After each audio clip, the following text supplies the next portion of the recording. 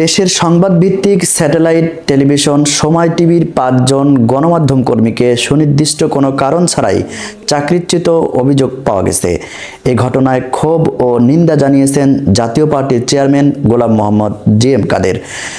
বৃহস্পতিবার এক বিবৃতিতে এ নিন্দা জানান তিনি। এ সময় সব চাকরিচ্যুত সংবাদকর্মীদের চাকরিতে পুনর্বহালের দাবিও জানান তিনি।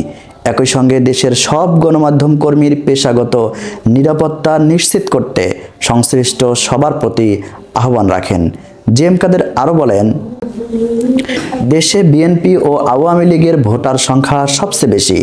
এ দুটি দলের একটি দল নির্বাচনের বাইরে থাকলে তা অন্তর্ভুক্তিমূলক নির্বাচন হবে না। সেই নির্বাচন জনগণের মতামতের সঠিক প্রতিফলন আসবে না। এই বাস্তবতা মেনে নিয়ে আমাদের নির্বাচনে আসতে হবে।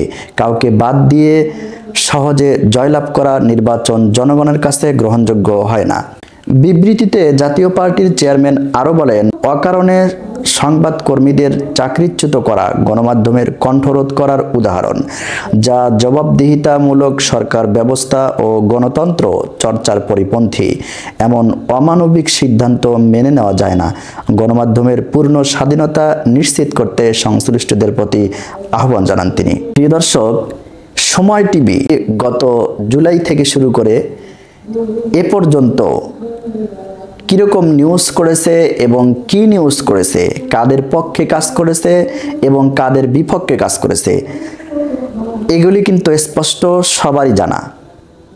আপনারা স্পষ্ট বুঝতে পারছেন যে সময় টিভির যে কর্মীগুলি ছিল, যাদেরকে বরখাস্ত করা হলো, এদের ব্যাপারে যে এই যে জি.এম. কাদেরের একটা টান, মহব্বত, ভালোবাসা, এটা কেন, এটা কিন্তু অজানা নাই কারো। এজন্য আমরা বলবো, জি.এম. কাদের যত কিছুই বলুক, দেশ এবং দেশের জনগণ তাদের এবং তাদের পার্টিকে ভালোভাবেই জানে এবং চেনে। কাজেই পুনরায় নতুন করে নতুন রূপ নিয়ে আত্মপ্রকাশ করলে জনগণ কখনো তাদের প্রশ্রয় দিবে না।